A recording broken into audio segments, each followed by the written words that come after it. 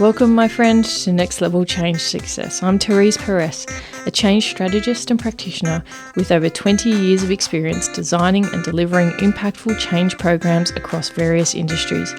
In this podcast, I share real-world practical strategies to help you create and deliver positive change experiences, whether you're a leader, practitioner, or someone looking to bring new ways of working to life.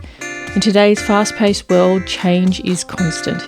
Here we focus on how you can put people at the centre of your change strategy, because people with a sense of purpose are the most important link in driving performance. So if you're ready to create meaningful change and achieve all the success that comes with it, keep listening. Together, let's change the conversation and take it to the next level. Hello. Welcome to another episode of Next Level Change Success. My name is Therese, and I'm the founder of myvirtualchangemanager.com. I'd like to acknowledge that I am recording on Therese country and pay my respects to the traditional owners and custodians on the land on which I am recording, and to elders both past, present and emerging. So today I'm talking about one of the biggest secrets, but I'm hoping it's going to be one of those biggest aha moments for you when it comes to implementing any change. And this is about the art of influence, because oftentimes in change, where if you're introducing a policy, a process, implementing a system from a technology standpoint, whether you're implementing compliance frameworks, new ways of working, any type of change where you do not have authority, which means that you are implementing the change in another area of the business, implementing change for customers, implementing change for suppliers. It could be any of those range of stakeholders, really. And it's where you're not in control and where you have to influence the change. Now, of course, in a customer fashion, so if you're implementing change for customers, and this happens from a marketing perspective, how you're messaging, how you are framing the change, how you want to behaviorally nudge customers to use a new product, to interact in a new way with you. Same thing with suppliers. It might be a new procurement process, and so you want suppliers or those who are looking to tender with your organisation to follow a new process. Think about change internally, and this is really relevant for changes such as diversity campaigns. You want to influence leaders in that. You want to influence the behaviours of team members. Could be new HR policies. It could be new internal compliance policies that you're rolling out, or new processes and procedures around getting efficiencies. This is the art of influence. And I want to talk about the 4 points of influence that you often have and how they make a difference. The first element of influence is, of course, I'm going to start with leadership. So if it's an internal change, especially if it's external change, there will be leaders or teams in your organization who are there to influence the customer or the supplier and have relationships with, whether it be via marketing or different channels. Like, there are different teams who are that focal point, who you will need to influence and brief, so much so that they feel the sense of ownership and then create the change for the subsequent audience. Leaders, of course, are absolutely pivotal to this. And the more engagement and ownership a leader has, the more they're going to advocate for the change, the more they're going to prioritize it, and the more effect you're going to get from engaging leadership appropriately. So that's one of the first areas of influence. The second are the social networks, and this is across teams, and it can also be the social networks across organizations. One of the aspects of organizations that I always, when in an office environment, is I'm paying attention to who is spending time with who. And the reason I'm doing that, because you see who are friends, who go and socialize together, and you can start to see the social network in an organization. And part of influencing, if you want to influence different behaviours, part of it is understanding that social network and connecting with that social network so that you can influence if you need to. Now, I don't say that in a way of having an agenda. I think that's a very different thing altogether, because I want to qualify here that a lot of the connections I always make in organisations are with just the best people and people who I still keep in touch with and I consider friends of mine. So from a change perspective, you don't go in with an agenda, but understanding who connects with who, where the information flow is in all areas, because it always exists, will help you to understand and navigate the environment so that you can influence as much as possible, or support your leader to influence as much as possible as well. So just kind of understanding that landscape in an organisation, that social network is another layer to influence. And I think a lot of people may never really notice that. So I don't know if you've noticed that. Maybe it's something to just become a bit aware of, that it's not just formal structures that influence the way an organisation works. Oftentimes the informal network and the social network has a lot of power in organisations. The next way is through experience aligning with expectation. And what I mean by this is that what is being told to me is exactly what I am experiencing. So there's an alignment there, and that alignment allows you to influence because it creates trust. So when you're selling something, or when you're taking a corporate line, which I've heard on some occasions with big transformations, that there just isn't that ringing of truth about it. The messages are quite hollow. And then the follow-up actions that happen are performative and not authentic. And that will erode any sense of trust that you have, and it will erode any amount of influence that might be created by the change.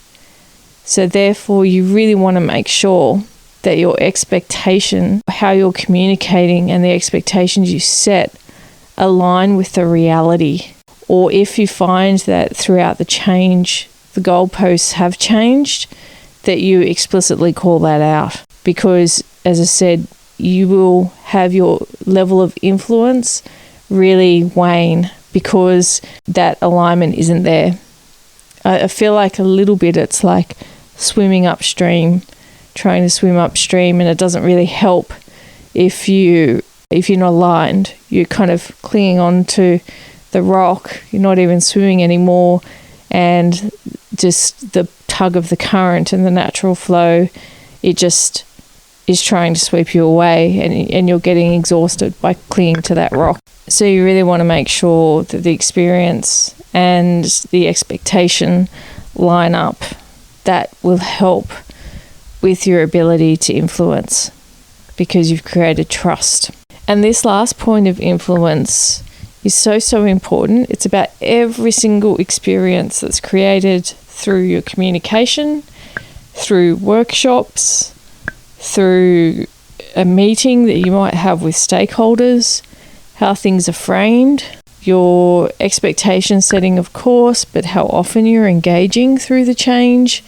All of that energy that's created through every single interaction is either supporting your momentum and expanding your span of influence, or it's eroding it.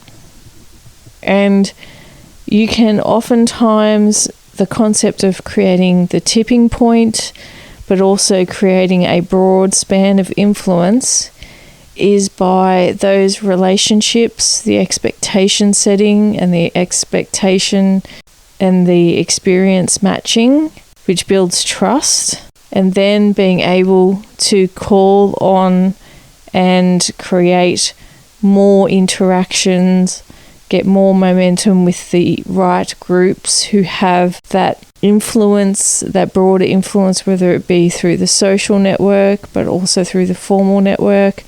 and it just creates this momentum.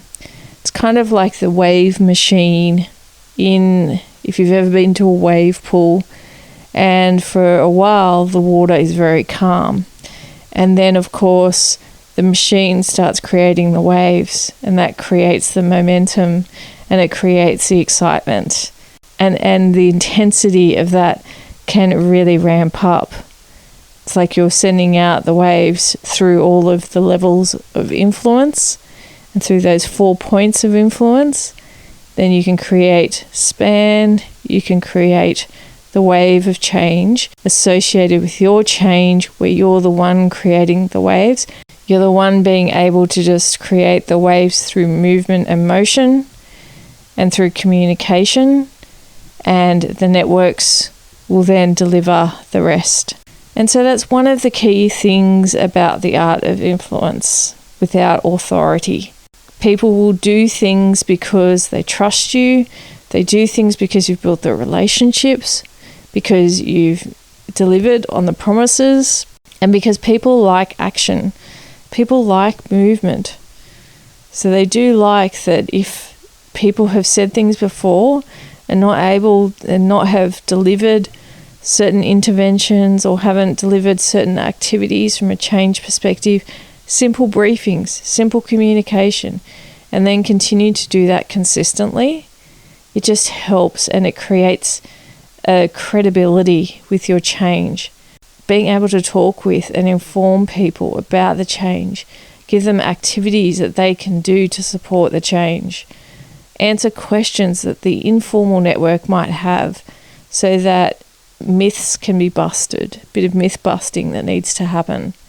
And then of course having it where your actions line up, so the experience lines up with the expectation, then you're really rocking and rolling.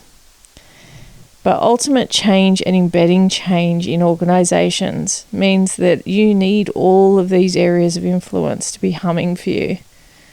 And then after a while, they just continue to embrace the change, bring it to life, because they're clear on it and they feel that sense of ownership. And that is a little bit of what the art of influence is. It's creating the right conditions for ownership and for people to then take the change and make it their own. And that is how you win the game of change. So I hope this is giving you some food for thought if you're working on a change at the moment. Are you trying to control everything? And by a byproduct of that is you're choking the change. If you think it's your change to go implement, but you need other teams to behave in a different way, other teams to take on the process, the system, the new policy, then actually it's not your change, it's their change. And it's about working with them in using some of these influence techniques to have them embrace the change and lead it for themselves and bring it to life in an enduring way. And they can only do that if you can flip your thinking, have a different mindset about it, and influence rather than control. Another short, sharp episode, I'm hoping powerful for you in reflecting on how you can approach things differently if you're finding it a little bit difficult to create that space of ownership.